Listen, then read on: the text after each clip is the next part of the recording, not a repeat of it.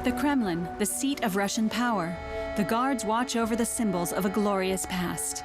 As heir to the Soviet Union, at the close of the 20th century, Russia was broke, shunned, and isolated by the victors of the Cold War.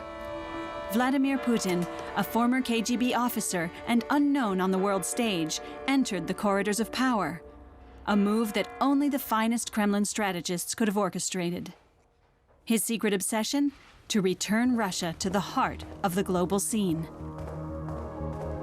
The word and the sword, the hallmark of Vladimir Putin. To widespread astonishment, he would hit hard and fast. Syria, Eastern Europe, Africa, hunting grounds where Putin's brutal, opportunistic tactical strikes caught the disunited West by surprise. The new warlord could congratulate his troops. Russia was once again respected, feared, and the stuff of fantasy. Putin's a realist. Putin's a pragmatist. But I would never say Putin's an ideologue. What I will say is, in spite of everything, Putin's a gambler, a strategic gambler. He places bets. For the whole time that he's been at the head of the country, in various roles, he's had to deal with 5 different US presidents. 5 of them, and just one Putin. Putin has survived them all. He's the most experienced politician in Europe.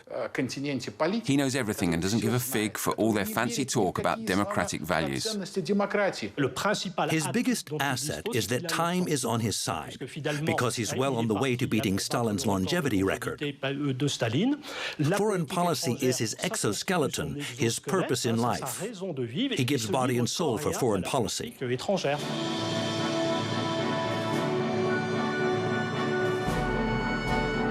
As Russia's eternal autocrat, Vladimir Putin has turned foreign policy into his fatal weapon, a vector for national togetherness and renewed pride. For the past 20 years, the former Soviet colonel has strived to rebuild great Russia, an ambition risen from the ashes of a collapsed empire.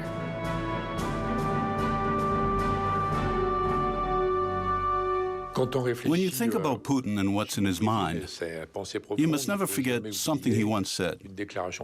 Whoever doesn't miss the Soviet Union has no heart. Whoever wants it back has no brain. And I think that's true.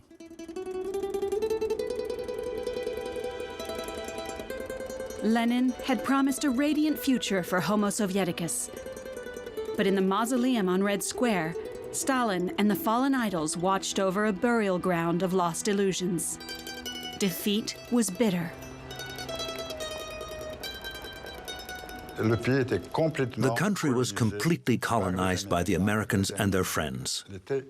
They were everywhere, absolutely everywhere. In the ministries, in the banks, even at the Ministry of Foreign Affairs, I received memos from the US Embassy telling me what to do and say on such and such a subject. It was unbelievable. There was a period of a few years when the West displayed hubris, arrogance, and triumphalism.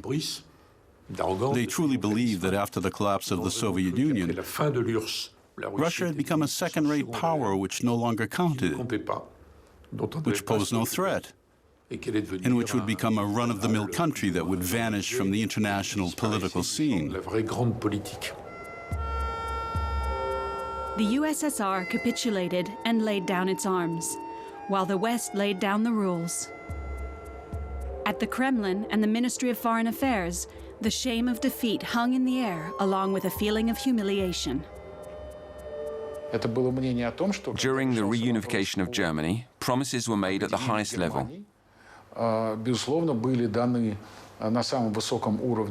They stipulated that NATO wouldn't approach Russian borders. Despite the promises made to Gorbachev, NATO continued its advance eastwards. Poland, Hungary, Czechoslovakia, Romania, and Bulgaria, closely followed by the Baltic states, joined the Western Bloc. Russia felt encircled and betrayed. To Putin, this was a genuine breach of contract, and he still hasn't swallowed it today. February 2007, the first wake-up call. Putin, who early in his term of office had sought to close ties with the West, felt betrayed. So he banged his fist on the table.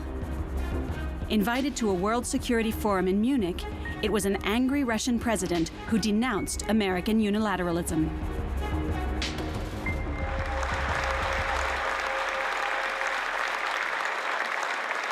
Что же такое однополярный мир? Как бы ни украшали этот термин, он в конечном итоге означает на практике только одно. Это один центр власти, один центр силы, один центр принятия решения. Это мир одного хозяина, одного суверена. I think his speech in Munich was just a matter of stating that a line had been crossed. For the first time, Vladimir Putin expressed, in a very frank, brutal and direct way, his discontent with the West's behavior. Мы видим все большее пренебрежение основополагающими принципами международного права. Больше того, отдельные нормы, да по сути чуть ли не вся система права одного государства, прежде всего, конечно, Соединенных Штатов, перешагнула свои национальные границы и, по сути, во всех сферах, и в экономике, и в политике, и в гуманитарной сфере навязывается другим государствам. Ну, кому это понравится? Кому это понравится? 2007 marked the return of Russia to the forefront of world affairs, but as a non-aligned, independent and autonomous entity. That speech was very badly received in the West. And when I say the West, I mainly mean the United States. Putin's speech in Munich in 2007 was seen as a surprise statement. It was like a declaration of a new Cold War coming from Moscow. To lead this new Cold War, the tactically minded Putin chose Sergei Lavrov as his chief strategist, a president and his minister of foreign affairs. One combative and posing for the cameras, the other at the negotiating table. A two-headed eagle with a single roadmap: to give back to Russia its status of world superpower. In 2008, Vladimir Putin had the chance to prove his determination. Deaf to the warning he delivered in Munich, NATO pressed on towards Russian borders. A red line was about to be crossed. Yet, the Kremlin doctrine was unequivocal: hands off our near abroad.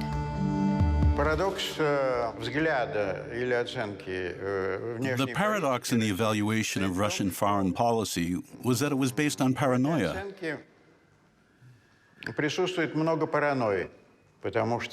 Because back then, NATO had embarked on talks to invite Georgia and Ukraine into its organization.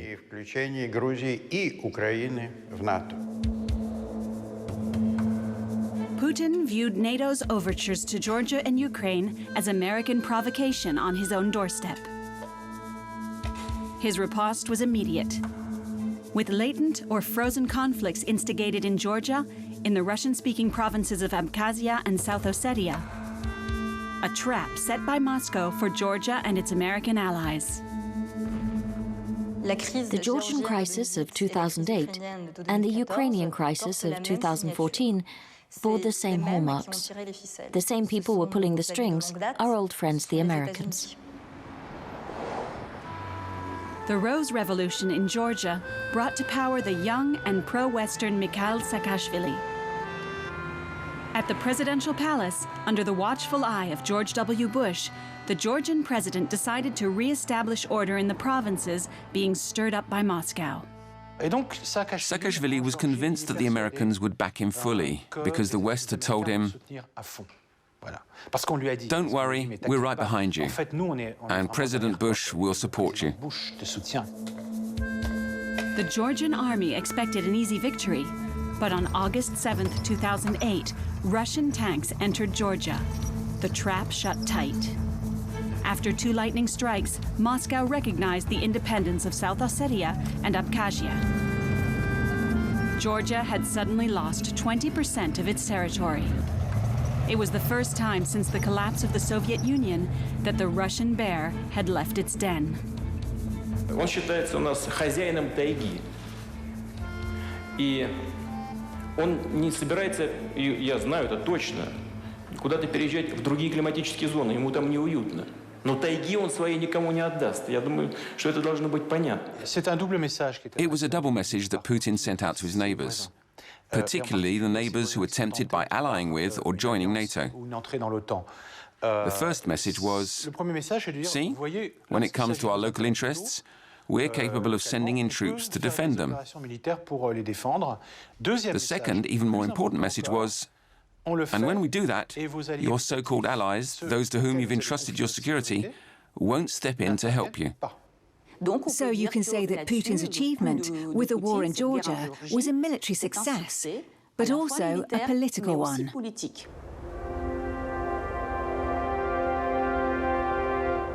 The next confrontation between Moscow and the West would be in Kiev, in Ukraine. Buoyed by the wave of color revolutions, in late 2013, Ukraine was preparing to sign a partnership with the European Union and NATO. But Putin refused to lose this sister nation. Historical ties were too close, so he threatened. Президент Российской Федерации Владимир Владимирович Путин.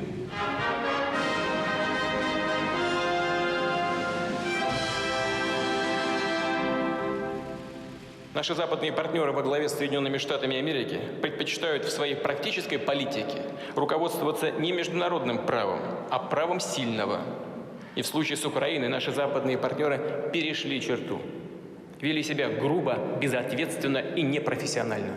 The same concerns resurfaced and were even stronger because the Russian regime, rightly or wrongly, felt it could be subjected to the possible threat of a coup to overthrow the regime.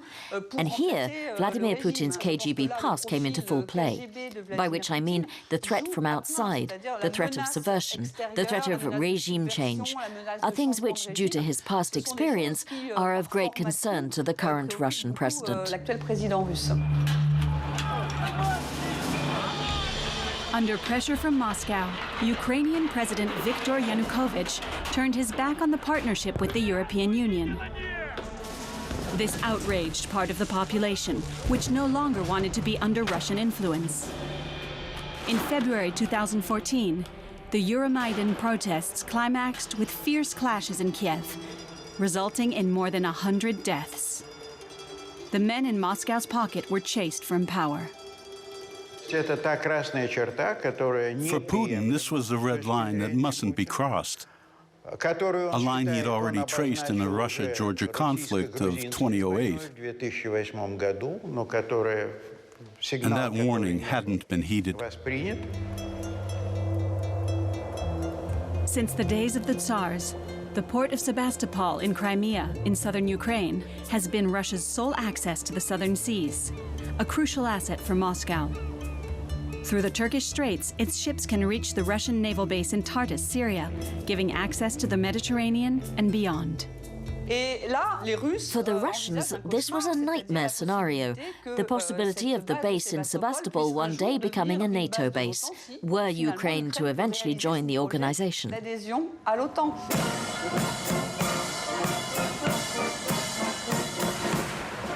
Sebastopol in the hands of the US Navy? An unthinkable nightmare for the Kremlin. They would have to act fast to prevent this geostrategic disaster. Vladimir Putin himself tells of how 3 or 4 of them around the table took the decision to annex Crimea. It wasn't a question of long-term planning, but of instant opportunism. Something of ours is badly protected. We need to shore it up as quickly as possible. There's a Russian proverb that goes, "He who digs a ditch will fall in." And what are presented as skillful, opportunistic moves by Vladimir Putin, in fact, show his ability to turn Western traps to his geopolitical advantage. The Kremlin presented the affair with great success, and a referendum held in Crimea resulted in an 83% yes vote for the annexation of the region to the Russian Federation. Sebastopol was saved.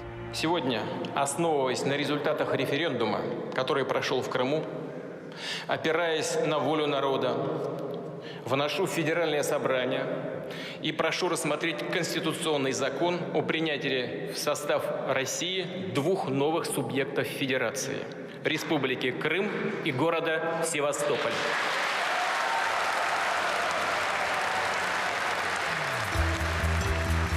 Kiev had already swung towards the western camp when Moscow launched its double offensive. Firstly, in eastern Ukraine, in the Russian-speaking region of Donbass, war broke out. A conflict orchestrated by the men in Moscow. In the south, on the Crimean Peninsula, appearing as if by magic, hundreds of soldiers with no distinctive uniforms or insignia took control of Sebastopol. A clear hallmark of Putin's strategy of disorder. He was punishing Ukraine and clearly stating that he remained the master of the near abroad. A victor's return of a triumphant emperor to Crimea. C'est pas un plan, il faut qu'il y ait une erreur quelque part. There was no fixed plan. He needed someone to make a mistake. A leader stepping out of line, going too far. He needed groups, minorities, to start an uprising. So he watched and waited. And I think that Georgia and Ukraine were the same. A case of Putin seizing on opportunities.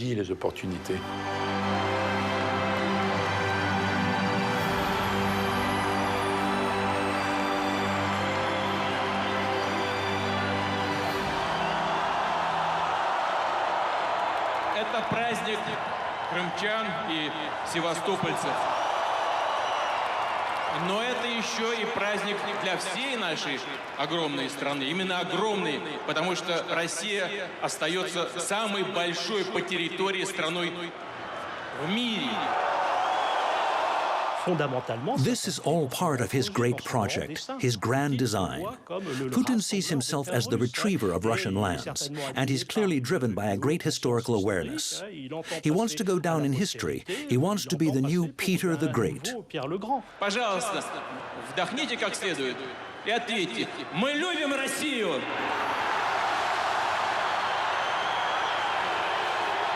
Поздравляю вас с праздником! Воссоединение Крыма и Севастополя с Россией. Будьте счастливы. Crimea was a huge victory, and it was celebrated as a victory. There were parades in Moscow, a big song and dance show on Red Square, and it gave rise to a period known as the Russian Spring, a kind of wave of rather triumphalist patriotism.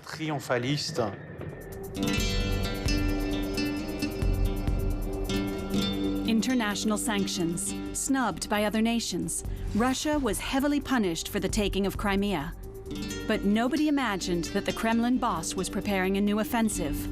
On an official level, the different players were there to fight terrorism. But in fact, a bloody game of chess was about to begin in the Syrian desert.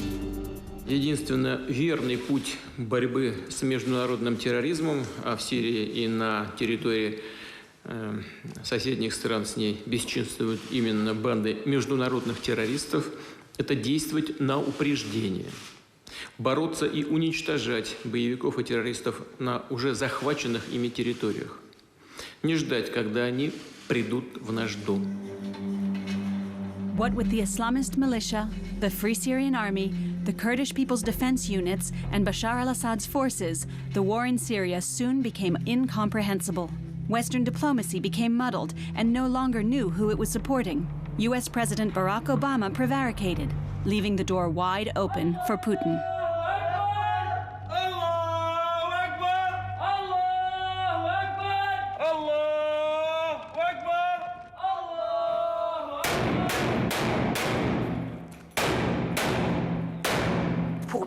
In Vladimir Putin's mind, an authoritarian regime that cracks down on its country was preferable to the chaos and unpredictability that could allow the Islamists to seize power. It all started in 2011. The revolutions of the Arab Spring, which spread like wildfire through Tunisia, Libya, Egypt, and finally Syria, worried Moscow. Putin believed that Washington had orchestrated the fall of the autocrats Ben Ali, Gaddafi, and Mubarak. leaving a gaping hole that would encourage the spread of radical Islam. This contagion needed to be stopped. If you continue northwards, then Russia isn't far. So at a certain point, Putin said, look, we need to bring an end to all this regime change. Otherwise, our American friends will go too far. That's the reason he intervened, to bring an end to Western regime change policy. To everyone's surprise, on September 30th, 2015, Russian forces joined the action alongside those of Bashar al-Assad. Putin was provoking the United States in the Middle East. The military operation in Syria came as a surprise. Nobody expected Russia to be there with such a strong force. At the time, it was the first post-Soviet operation to be carried out by Russia outside of its near abroad.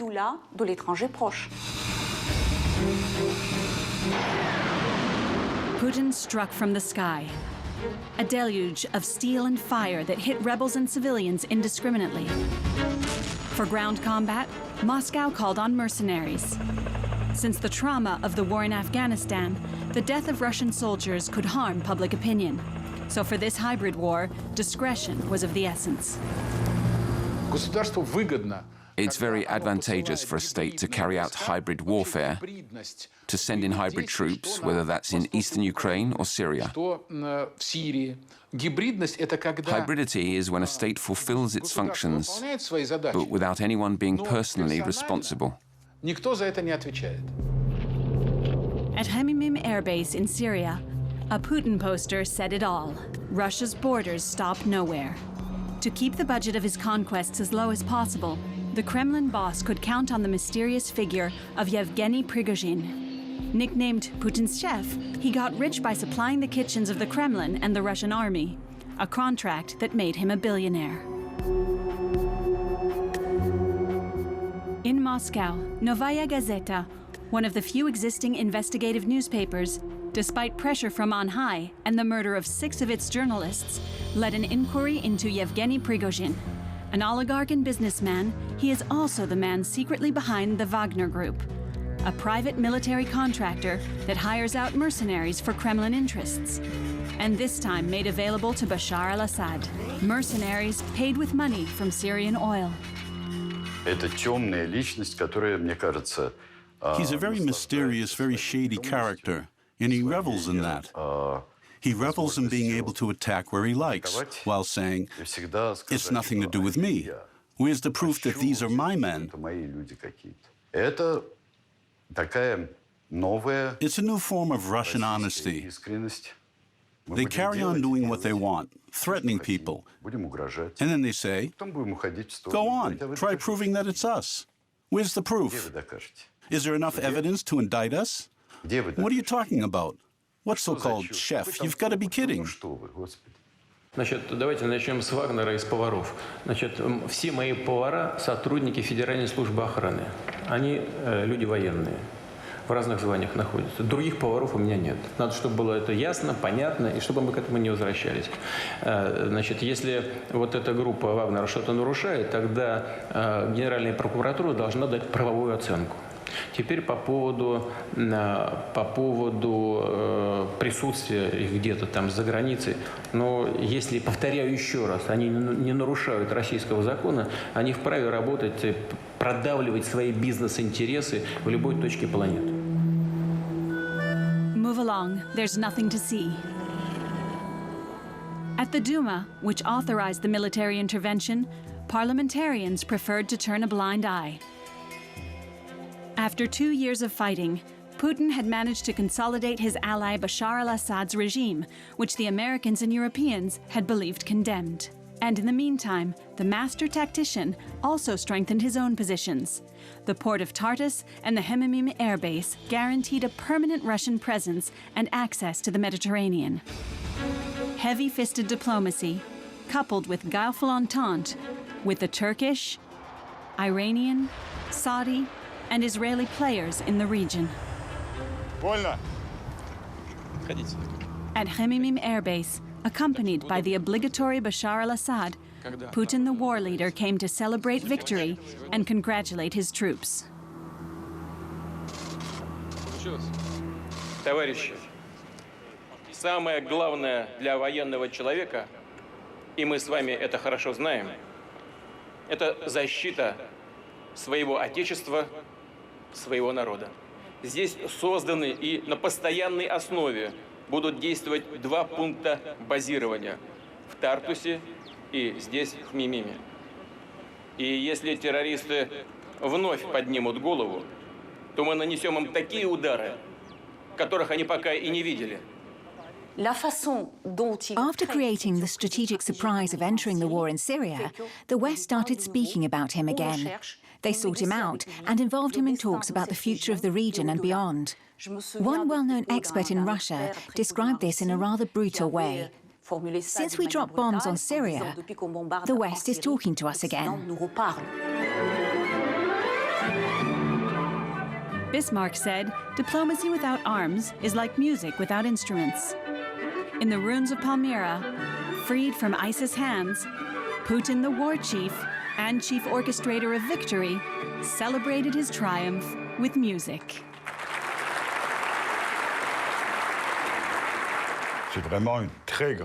It was an incredible achievement for Putin, because the former Soviet Union had never had so many friends in the Middle East. But now, Russia had become a must-have player in all talks and peace settlements in the region.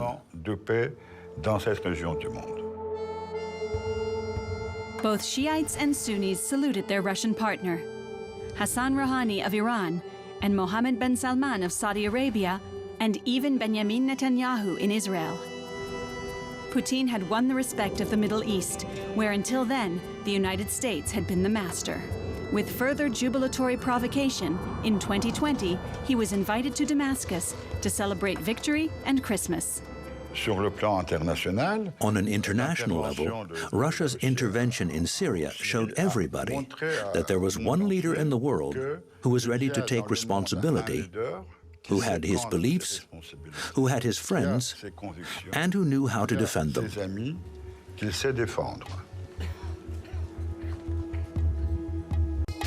Strengthened by his success in Syria, Putin began eyeing the Mediterranean. Libya was a lot of sand, but also a lot of oil. A unique opportunity to teach the West and the United Nations a lesson, as they were to blame, in Moscow's eyes, for the chaos in Libya. Но вы также хорошо знаете тех, кто довел до этого состояния. Россия была против использования в Ливии вооруженных сил, и резолюция Совета Безопасности, которая была принята по этому поводу, она запрещала бывшему руководителю Ливии Каддафи применять свою авиацию в отношении оппозиционных сил, вооруженных, кстати говоря.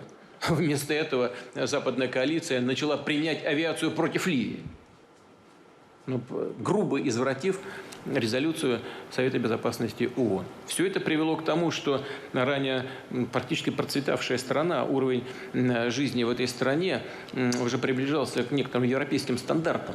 Теперь находится в хаосе, в полном развале, и гражданская война не прекращается. On March 19, 2011, French, British, and American planes struck Gaddafi's troops. Their stated goal? To protect civilian populations. The West still believed it could offer peace.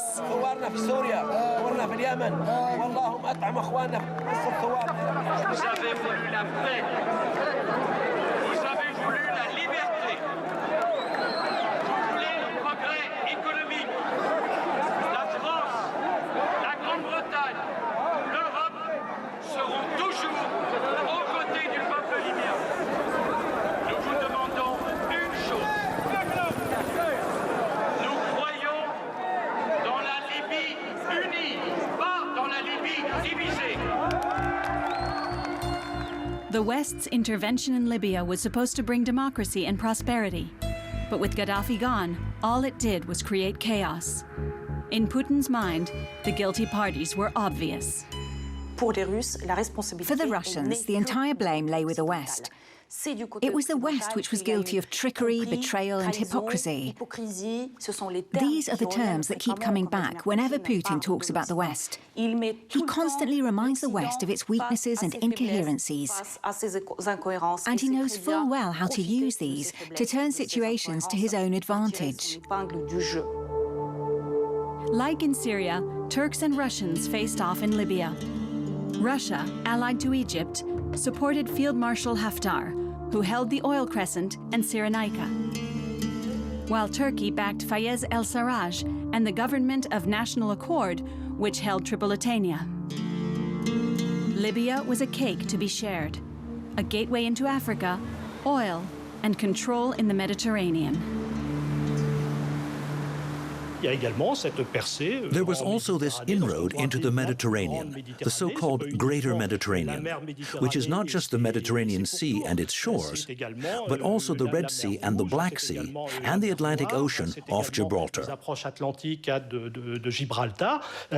And here too, in the Greater Mediterranean, the Russian threat is growing.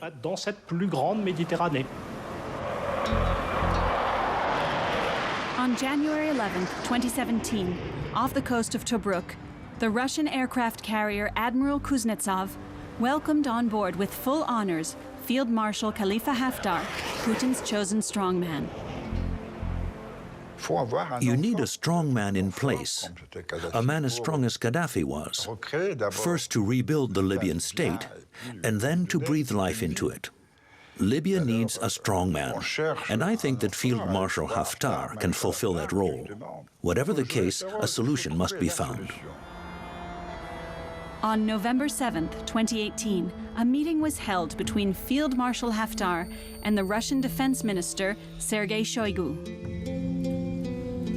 As Haftar was greeted by the Chief of Staff, one onlooker was Yevgeny Prigozhin, the presumed boss of the mercenary firm the Wagner Group, a disturbing image which has since vanished from official archives.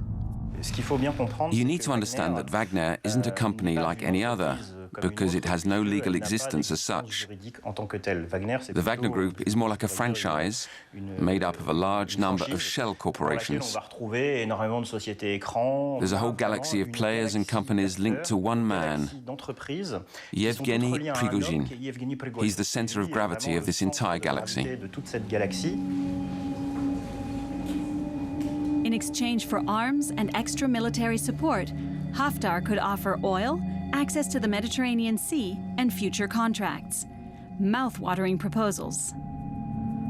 It was up to Prigozhin, present at the meeting, to provide logistics and mercenaries. Almost 2,000 Phantom Wagner Group soldiers arrived in Libya in the service of Field Marshal Haftar. The Kremlin line was categorical. Not a single Russian soldier was operational on Libyan soil. Putin could contentedly show a clean pair of hands.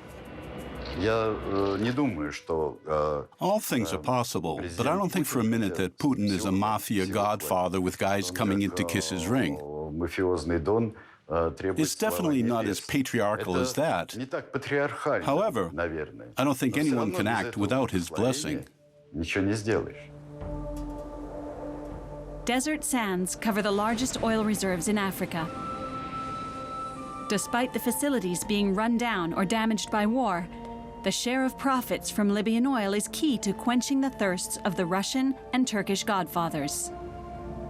In Libya, there are huge gains to be made. In Cyrenaica on one side, for the Russians, and on the other side, in Tripolitania for Turkey. So there's no reason to fight. Everyone can get along nicely, sharing out the spoils. With Turkish President Recep Erdogan, the game is both violent and muffled. Neither friends nor enemies, the two pragmatic partners, Sultan and Tsar, make agreements behind the backs of the West and its allies.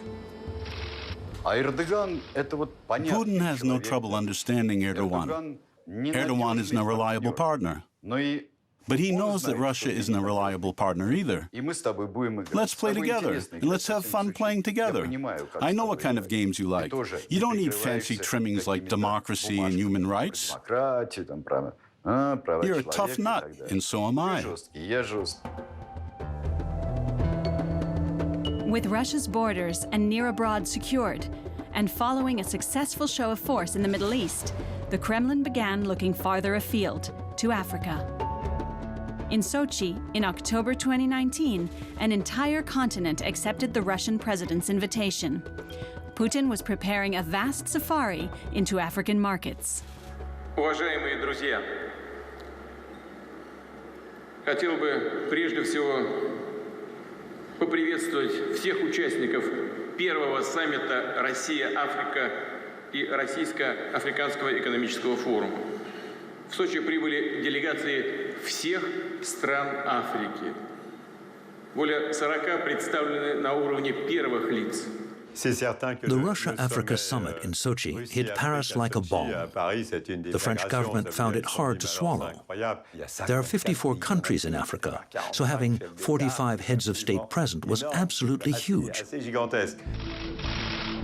Touadéra, the contested president of the Central African Republic, needs Russian weapons to keep himself in power, while Putin needs African votes to support him within the United Nations. Russian weapons are up for sale, and they have proved their worth in Syria. It's a simple contract, military support in exchange for mining licenses for Russian companies.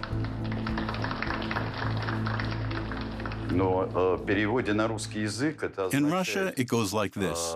Hey guys, we'll sell you thousands of weapons that are tried and tested in Syria, in the desert, and in scorching heat. Is that how we're meant to turn Africa into a more peaceful continent? Oh, come on. January 2018, the first Ilyushin landed in the Central African Republic. An arms delivery met by Valery Zakharov, President Touadéra's new Russian security advisor, a guardian angel imposed by Moscow. 30 African countries have already signed military cooperation agreements with the Kremlin. The United States no longer appears to be a reliable partner. French interventionism is bothersome, and China is worrying. So Russia is the new ideal partner. Security in exchange for business, whatever regime is in place. Putin's words sound good, so the riches of Africa are his for the taking. The bear has found his honeypot. Russia says, okay, I come in, I won't preach to you about democracy, I'll just guarantee your security. I'll be criticized for it, but I'll do it just like the French do. I'll give your presidency a security advisor and will ensure not only your security, but will also go into the Central African Army and train up your men. And it'll all be official.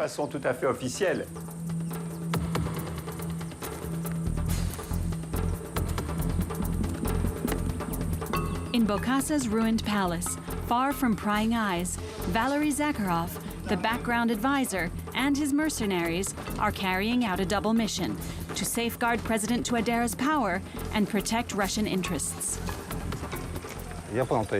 An agreement was signed between the defense ministers of the Central African Republic and Russia. These men are army reserves. This isn't a private military enterprise, or a Wagner, as you suggest. These are army reserves. This is common practice. The Central African president sent out an invitation, and I agreed to become his security advisor. The president invited Russia, and Russia accepted.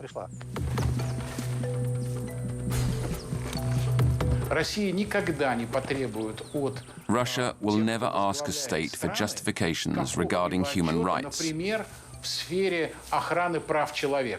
Never. But it will demand shows of loyalty and mining access for its entrepreneurs. Everybody knows that the Wagner Group isn't just mercenaries helping out with the country's security. Wagner is there to ensure the security of Yevgeny Prigozhin's business interests in that country.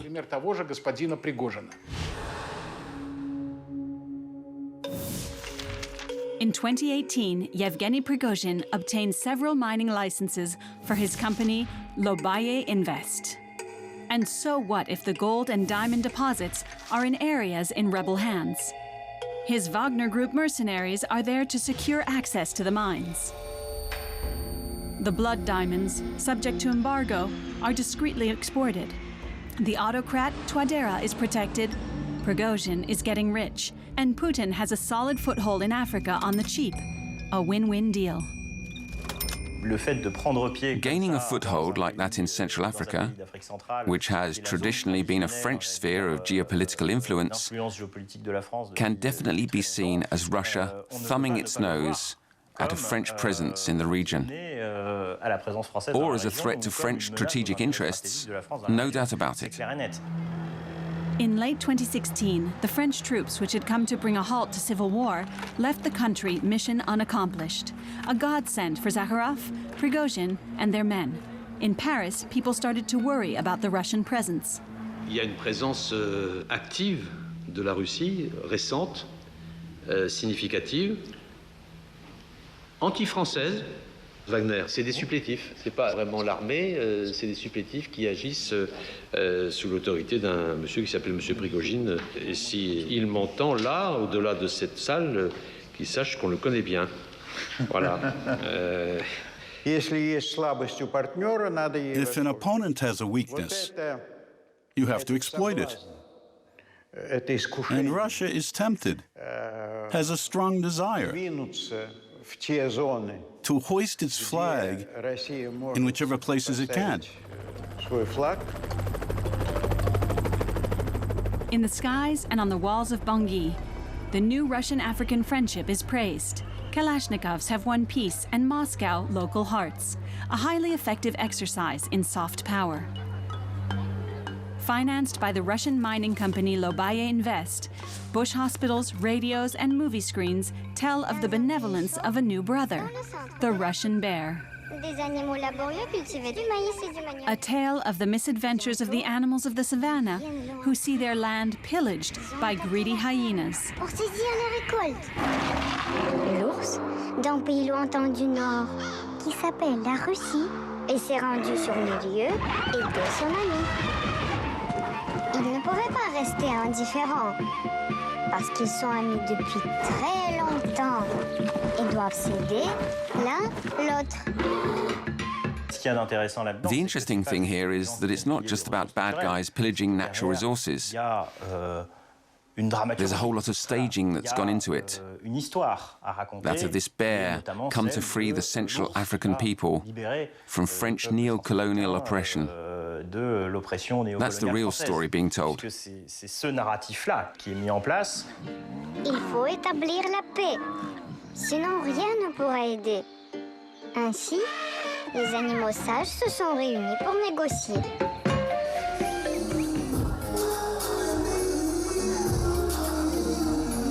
The beauties of Bangui are admired by Zakharov and the Russian contingent. They have won peace where the French had failed. But the methods and rules weren't the same.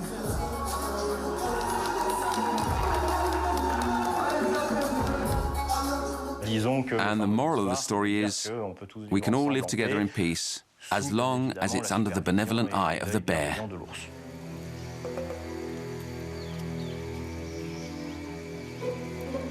On July 29, 2018, 3 Russian journalists, Kirill Radchenko, Alexander Rastuguyev, and Orkan Jemal, were murdered. Having come to investigate the activities of the Wagner Group, the local authorities claimed they were the victims of highwaymen or rebel groups, a version approved by the Kremlin. I believe that those mercenaries who are under Mr. Zakharov's orders and in charge of the Central African president's security suddenly feared they would discover that under the cover of ensuring the protection of the president, or rather dictator, there was a great deal of scheming going on, linked to political and economic interests. That was why our colleagues died. Ваши коллеги, насколько мне известно, приехали в Африку без всякого уведомления местных властей. Они просто не приехали даже не как журналисты, они приехали как туристы. И по имеющимся данным на сегодняшний день покушение совершили какие-то местные группировки. For Moscow, simply a sad crime carried out on 3 imprudent journalists. Independent investigations pointed to an ambush carried out by professionals. End of story. In Bangui, soldiers now parade singing in Russian.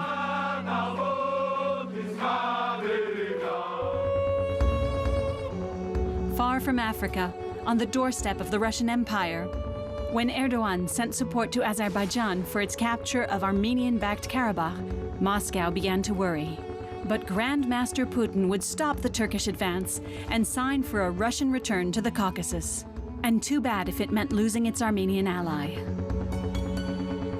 Of course, we were expecting everyone to come our aid in many ways. And because we thought that there are many countries who have interests here. And probably Russia more so because it's in Russians' direct influence, this region, and it is geographically also the closest. We always considered Russians to be our friends. They did come. They came a bit late. Azerbaijan launched Operation Iron Fist on September 27, 2020. With its oil riches and with support from Turkey, which supplied combat drones, technology, military advisors, and Syrian mercenaries, the Azeri forces forced Armenia to surrender within 45 days of fighting. Putin simply let things unfold, and, one might suspect, with a degree of compliance or even encouragement. And at a certain point, when Russia thought that the Azerbaijan troops had gained enough ground and that the lesson had been learned, he blew the whistle for the end of the match.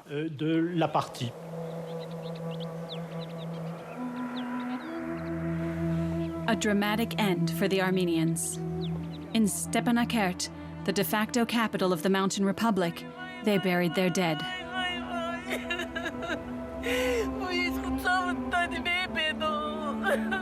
More than 5,000 victims, the young generation wiped out. Once attached to Azerbaijan, the Republic of Nagorno-Karabakh, peopled by Armenians, declared its independence in 1991 when the USSR collapsed. A republic that Baku dreamed of retaking. Turks and Azeris wanted a complete victory and to chase out the Armenians from Karabakh. But Putin, acting as referee, imposed a ceasefire and sent in his own men. And so, at the end of that war, Russia finally gained direct or indirect control of the South Caucasus. 2,000 Russian soldiers, 90 tanks, and several hundred vehicles entered Karabakh. Their mission? To step in between Armenian and Azeri lines. Soldiers of peace retaking, on behalf of Putin, possession of the Caucasus, left behind at the fall of the Soviet Union. Once again, Russia imposed itself as the country that brings security and peace. And so far, successfully in Karabakh.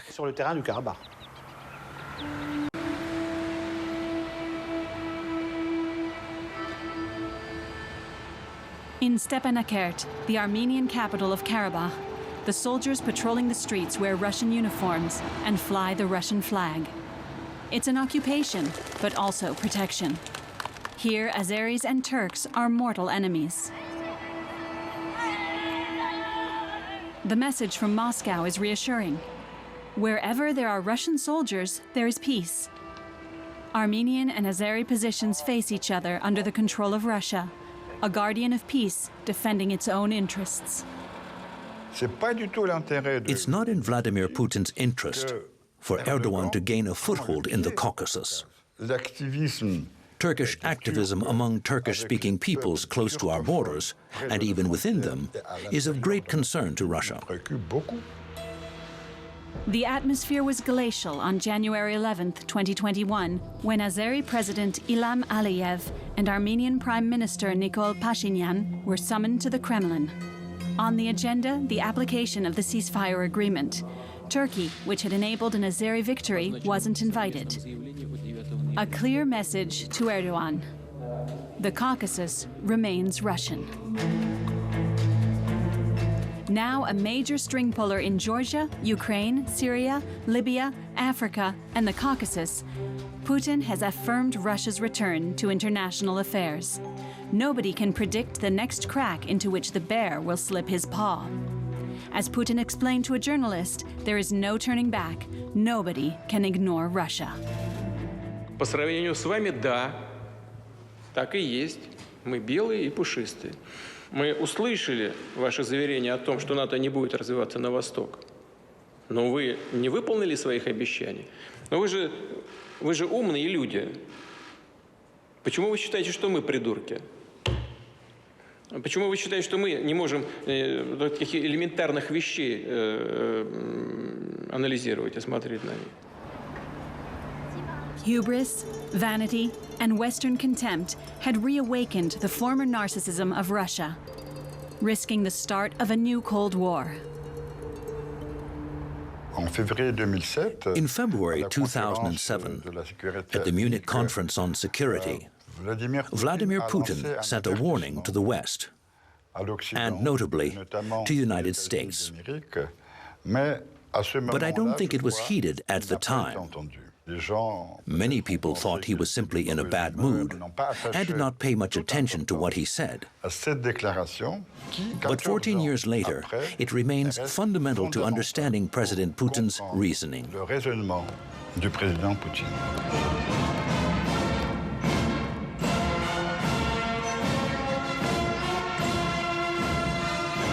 The commemoration of the Great Patriotic War, a victory held sacred and celebrated by a reunited country. On May 9th, 2021, on Red Square, Putin didn't celebrate peace, but victory. Россия последовательно отстаивает международное право.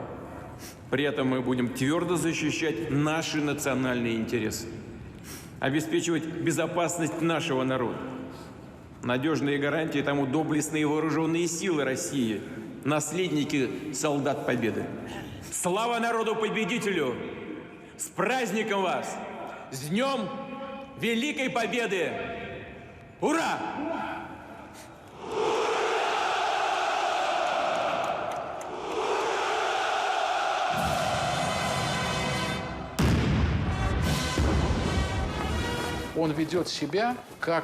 He acts like the leader of the gang, like in his childhood, which is often mentioned in biographies, where he had to act the tough guy so he wouldn't get punched. And he's transferred this quality into the political arena. И вот эти качества он пронес на политический Олимп. Запад стал бояться. The West is scared of Putin. Он не боится российской экономики. Not of the Russian economy, which can never compare to those of Germany, the United States, or the European Union. But they're all scared of Vladimir Putin. Все вместе все равно побаиваются Владимира Путина. That's your fault. Good job.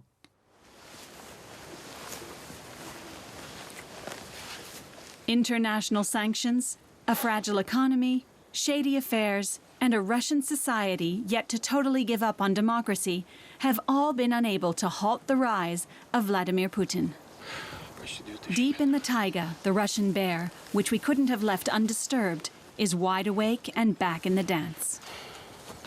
These days, before getting involved in any situation, the West looks over its shoulder and wonders if Vladimir Putin's there, how he'll react and what he'll do.